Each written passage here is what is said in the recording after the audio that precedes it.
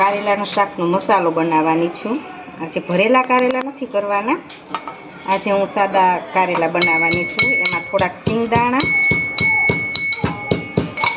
અને થોડીક સેવ એ બેને ખાંડી દઉં.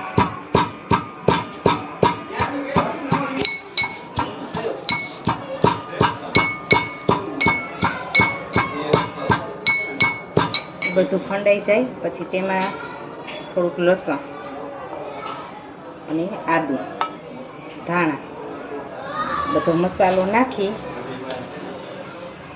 અને તેમને એકદમ કચકચું પીસી લેવાની છે. જો આ કારેલાના મેં નાના નાના રાઉન્ડ કરી અને ગોળ નિમક નાખી 1 ગ્લાસ પાણી નાખી અને બાફી નાખેલા છે.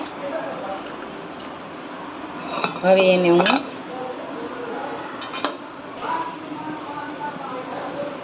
બે પાવડા તેલ નાખીશ.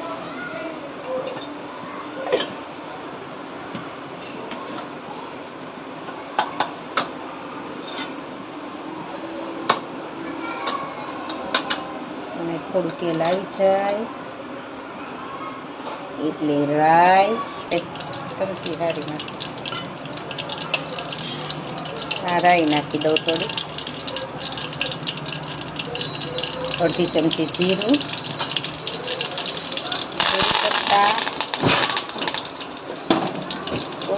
થોડી હિંગ, થોડી હળદર નાખી એમાં જે આપણે મસાલો બધો ખાંડેલો હતો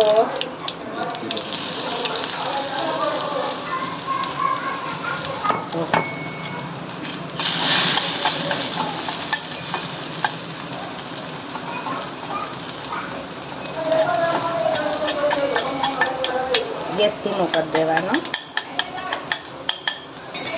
પછી હવે એમાં થોડા સૂકા મસાલા નાખી દેવાના.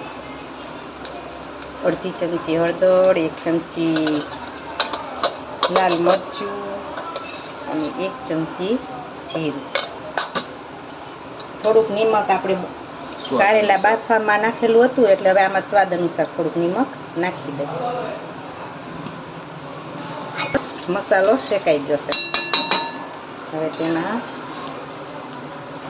નાખી દેશું કારેલા.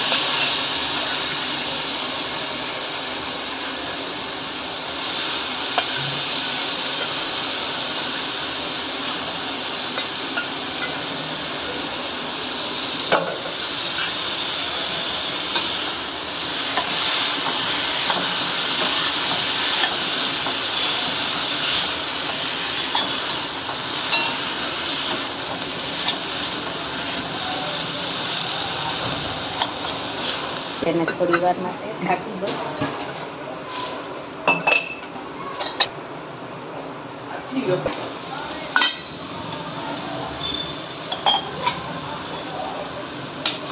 હવે તેને બધો મસાલો હવે ધોઈને આમાં નાખી દો. હવે 2 મિનિટ માટે ઢાંકીને રાખી દો. હવે આપણે ઢાંકણ ખોલીને જોઈ શકીએ છીએ શાક કેવું મસ્ત બની ગયું. રસાદાળ મસ્ત લચકા જેવું.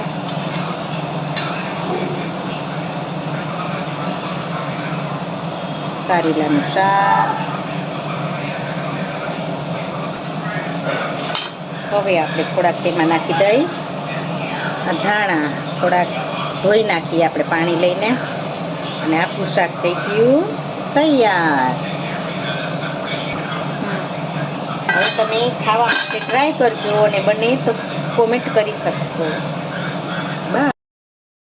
શાક બનાવેલું હતું તેની સાથે રોટલી, ચટણી, ભરેલા મરચાં, ખીચડી અને છાશ સાથે ગોળ તો કારેલાના શાક સાથે જોઈએ જ. અને ખાવાની લચકેદાર ઓર ટેસ્ટ મજા આવી ગઈ.